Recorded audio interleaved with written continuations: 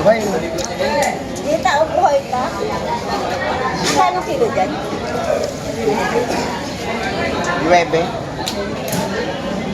10.5. Ayun na. Kaya hindi ko pa naililista to. Nais ko lang.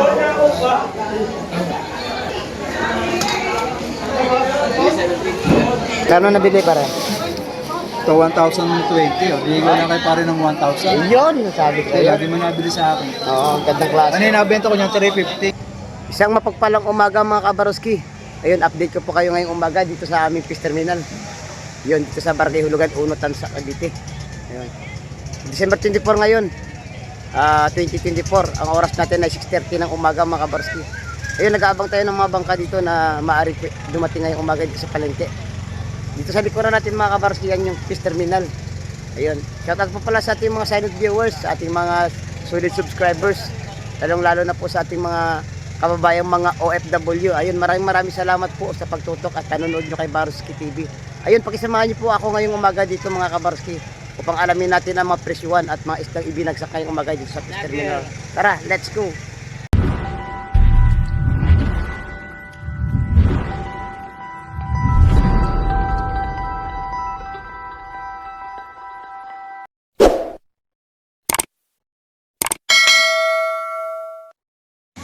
Ito na nga mga kabaroski, oh.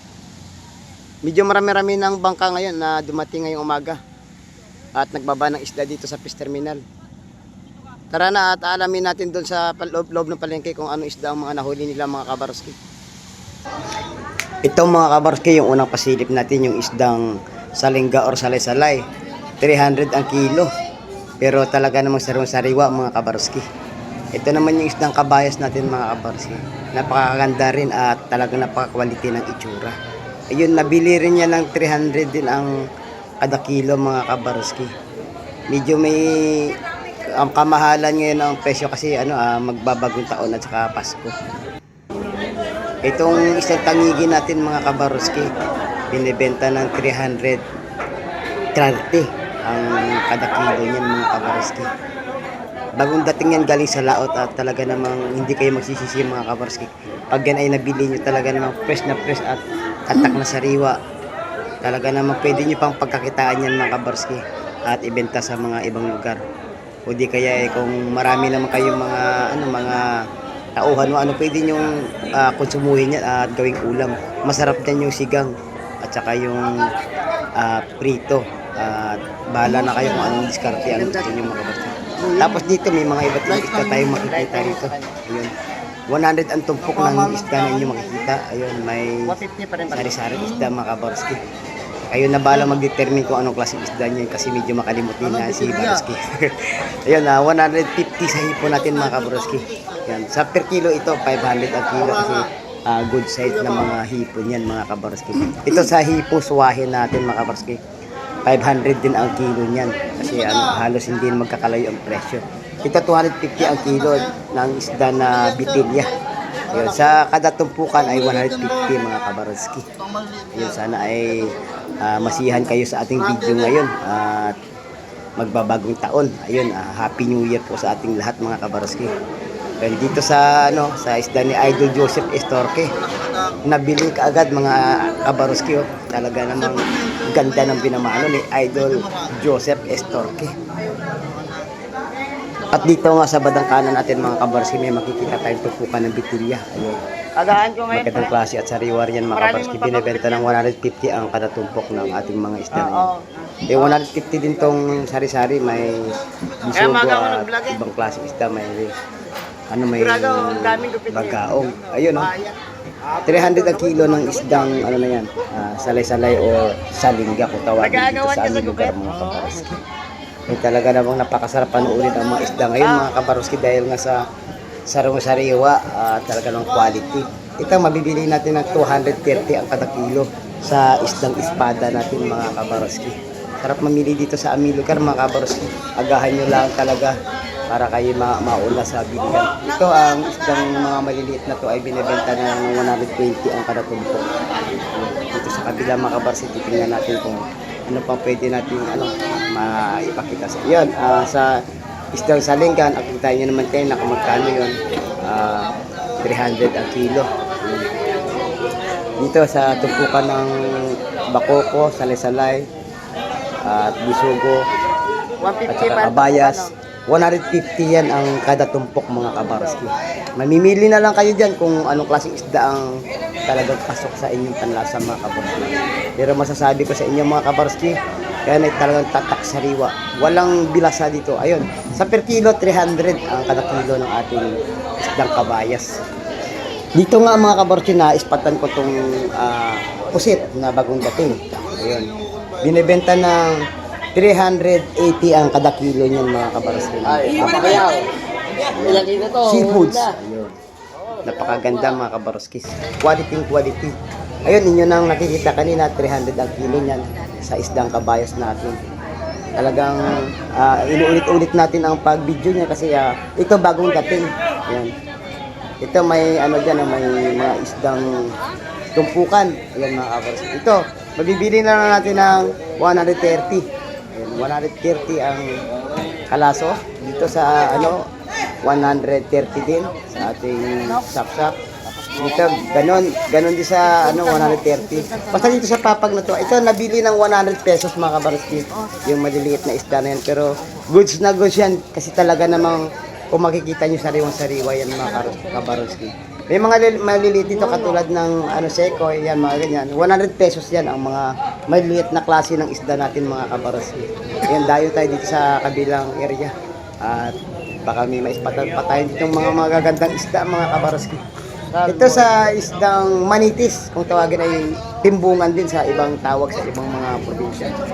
Ayun, 130 ang balot ng ating sekoy, 130. Sa manitis, 130 din ang tumpok ng mga kabarski. Dito sa ating tahong, sa ating seafoods na tahong, ay 100 pesos po ang bawat takal niyan mga kabarski. Talaga namang kahit sa mga shell natin napakaganda. Ito at 380 ang kilo ng ating pusit. Yan, bagong dating yan mga kabarski at kakababa lang galing sa bangka. Itong bidbid natin mga kabarski ay mabibili natin ng 130 ang kada kilo. Siguro malaki na kaya ang kilo nun sa bawat isang piraso. Ito sa ating alimasag mga kabarski, quality, maganda. Talaga namang mapapatakam ka talaga. 300 ang kilo ng ating alimasag ngayon mga kabarski. Ayan, sa ating bidbid, 130 ang kilo. Sa ating isdang loro ay mabibili natin ng 380 ang kilo. Dito sa lawisan mga kabarski, mabibili natin ng 280 ang kada kilo. Ayan, isdang lawisan, talagang fresh na fresh. Yung sa salenga, 300 ang kilo. Sa ating isdang lapu-lapu, ayan, silip natin dyan. Ayan, sa isdang lapu-lapu natin mga kabarski, 550 ang kada kilo. Quality. Dito sa ating sa isdang batalay ay 280. Ayun mga kabarski, kung mapapansin nyo ang ating hipong bulik or sugpo ay talaga namang gumagalaw pa at nagpipisik-pisik mga kabarski. Talagang sariwa.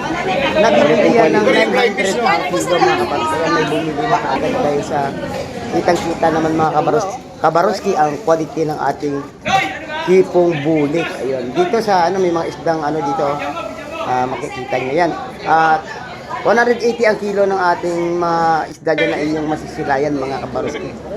Yun, ito quality itong kabayas na to at kakarating lang din. Ayan, mabibili natin ng 300 ang kada kilo dito.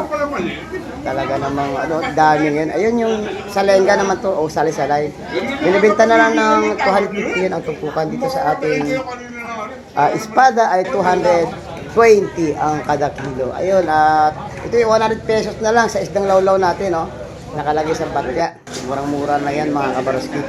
Sapat na yan sa mga pang-ulam pag marami kayong mga pamilya o mga anak na talagang budget lang po ang ating panggastusin sa pang-ulam. Ito pwede na to, pwedeng paksiw, yun, prito.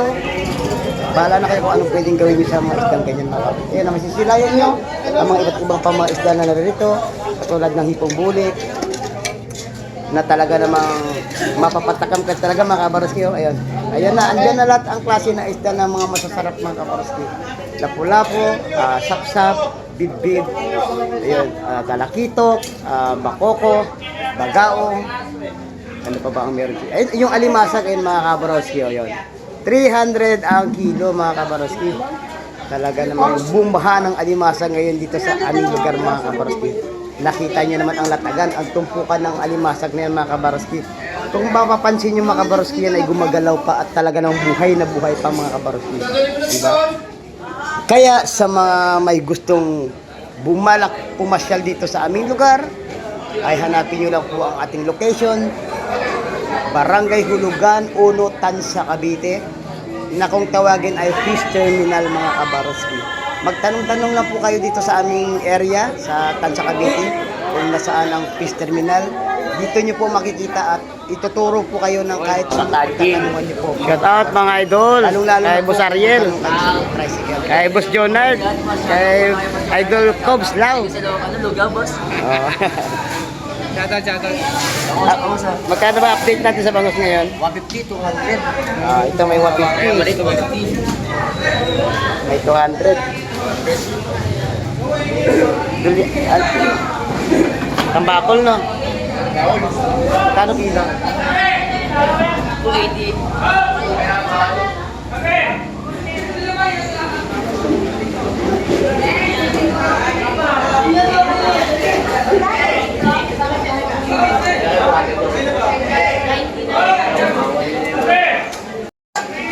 At yun na nga mga kabarki, may mga dumating pa na isda dito katulad ng hipon na maliit ito. Ito ay seafoods. Hipon yan. Mabibili natin ng ano lang yan, mga 250 ang kada kilo dahil hindi naman yan talaga kalaki yan. Yan ay maliliit na mga hipon mga kabarki. Yun, maraming salamat sa inyo pagputok dito. Kano mga nabili kabarki. pare? May makikita pa kayo mga sa may saring isda dito. Katulad sa lingkas sa sariwa mga kabarki. Talaga namang tatak na sariwa mga kabarki. Nabili na ng 1,000 pesos. Lahat na yan mga At yun na nga mga kabarotski, hanggang dito na lang po ang update natin sa mga presyuan at mga isda na dumating ngayong umaga. And maraming salamat po sa walang sawang pagtutok na kay Barotski TV. Hanggang sa muli natin mga pagkikita mga kabarotski. Sana mabuhay po tayong lahat at mag-ingat po kayong palagi. Siyempre, palagi niyo po pakakatandaan mga kabarotski. Habang may buhay, may pag-asa po. God bless po sa ating lahat. Bye-bye.